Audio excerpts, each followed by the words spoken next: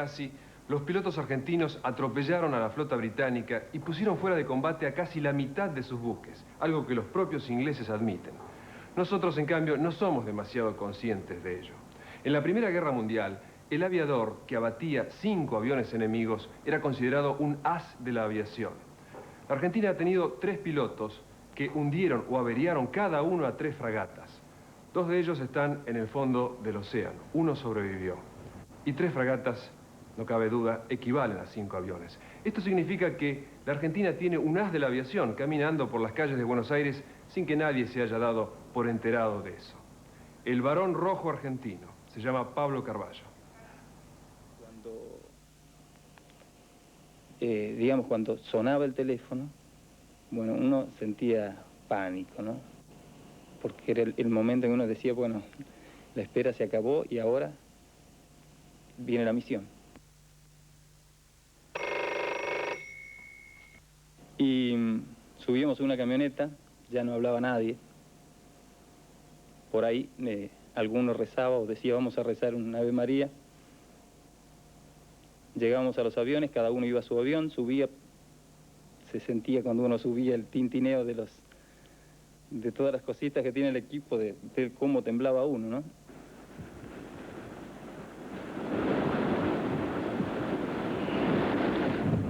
Preparaba los equipos y seguía con miedo. Hablo de lo que me han comentado muchos, que les pasó lo mismo, ¿no? Con miedo todo el tiempo hasta que uno llegaba a la cabecera, se ponían los aviones, daba potencia pleno y despegaba.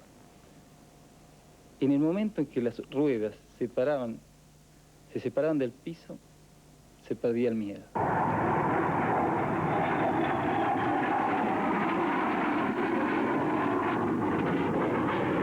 Normalmente uno venía a un nivel intermedio, o sea, no mucha altura. Reabastecía en algún lugar del mar, que lo variaban continuamente para evitar que sean derribados los aviones reabastecedores.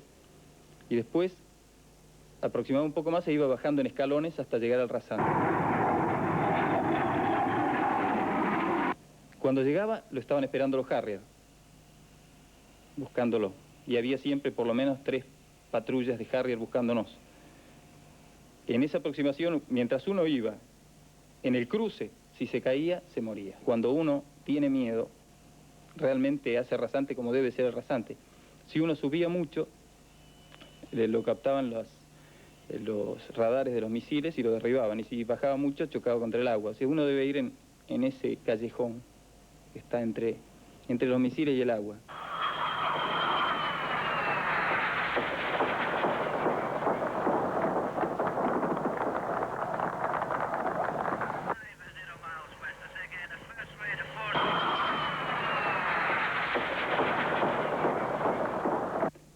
Sobre todo en el ataque, cuando uno entraba al blanco y veía el agua que saltaba abajo de uno, y veía las explosiones y las trazantes que parecía que venían hacia uno y se abrían en el último momento, como pasa en las películas con los indios que llegan a la cámara y se abren, así parecía que hacía la munición. Y uno decía, en cualquier momento reviento, pero miedo, mucho miedo no tenía. O sea, es mucho peor el miedo de la espera que el miedo de la misión.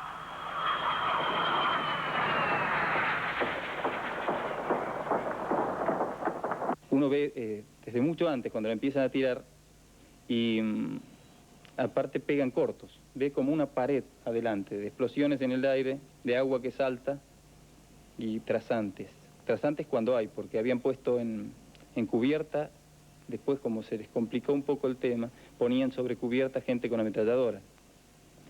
Y entonces uno ve esa pared como va a mucha velocidad, cerca de los 1000 kilómetros por hora, ve como una pared que se aproxima a toda velocidad hasta que uno se sumerge dentro de esa pared en la cual están las explosiones, el agua que salta.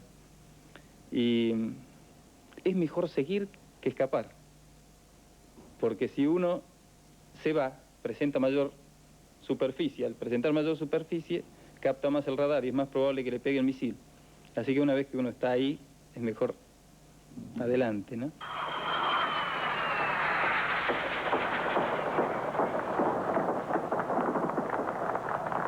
Y la mira tiene un círculo, 2 círculos redondos con un puntito en el medio, que son luminosos, y cuando ese punto, que es el centro de la mira, tocaba la unión del agua con el casco del buque, uno tiraba. A partir de ese momento, como viene a mucha velocidad y está muy cerca, debía tirar palanca atrás para saltar el barco. En 2 ocasiones hubo choques. En uno fue el capitán Filippini, en esa época primer teniente, que dobló la antena del Argonaut y le rompió un pedazo de tanque. Y después el primer teniente Luciano Guadagnini en el ataque al Antelope, que chocó contra la antena y se desintegró su avión, murió ahí.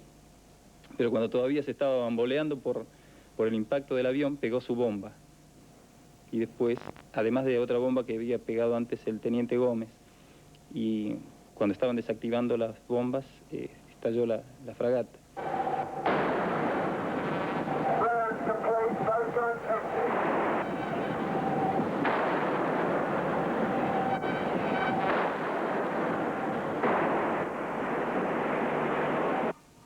Eran ataques un poco como los de Güemes, golpear y desaparecer.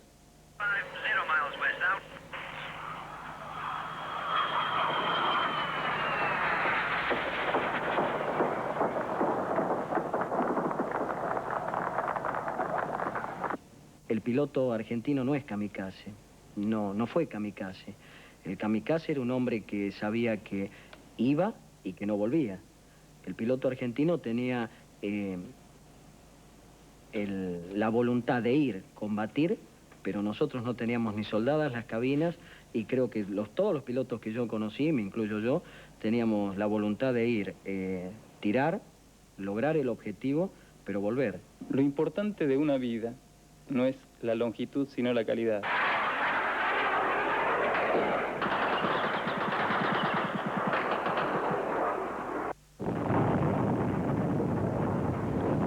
8 o 9 minutos era todo el vuelo rasante sobre las islas.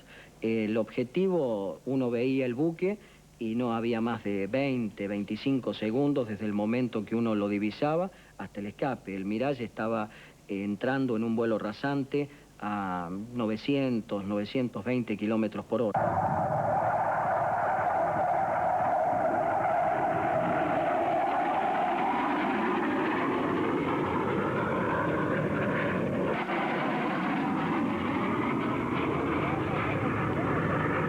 Es una sensación muy extraña. Uno adentro del avión tiene un silencio muy grande, nada más que el ruido del motor, por lo tanto está como aislado de todo el entorno, de las islas.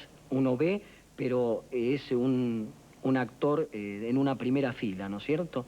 Entonces uno rápidamente divisa el buque, es el momento donde, el único momento que se habla dentro de la escuadrilla, porque antes no se puede hablar, para que no ser detectado. Y en esos segundos hay que decir que todo el mundo trate de ver el blanco, que haga rápidamente la puntería, intentar hacer la puntería, tratar de no ser derribado. Uno ve los disparos de las armas antiaéreas de los buques, son bien visibles.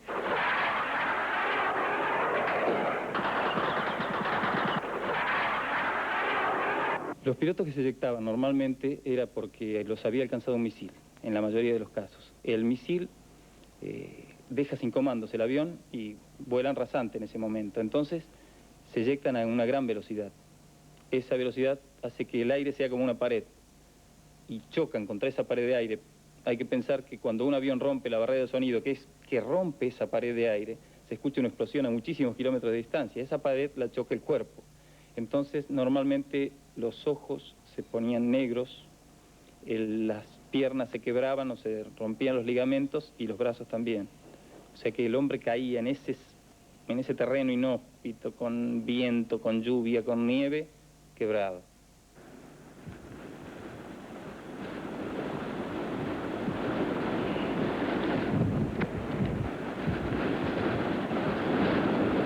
Las bombas no eran aptas. Hasta el momento de la Guerra de Malvinas, la defensa del mar no pertenecía a la Fuerza Aérea. La Fuerza Aérea tenía blancos en tierra. Eran bombas para búnkers, para pistas, no eran bombas para fragatas. Y las fragatas habían cambiado acero por aluminio para cambiar resistencia por velocidad. Entonces, no es como dice gente que no sabe, porque hay mucha gente que opina sin saber y dice que eran bombas viejas. Una bomba vieja exuda, o sea, sale empieza el trotil a, digamos, se pone mal el explosivo y puede explotar en cualquier momento. Uno sería una bomba ambulante que estalla en cualquier momento, y no éramos suicidas. Entonces, no eran bombas viejas, no eran bombas aptas.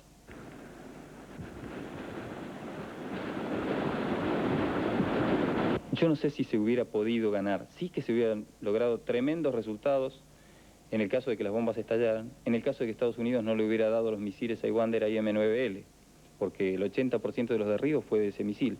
Sin ese misil, yo pienso que a Inglaterra no le hubieran quedado muchos barcos, porque 38 buques de guerra y 11 buques de transporte fueron alcanzados.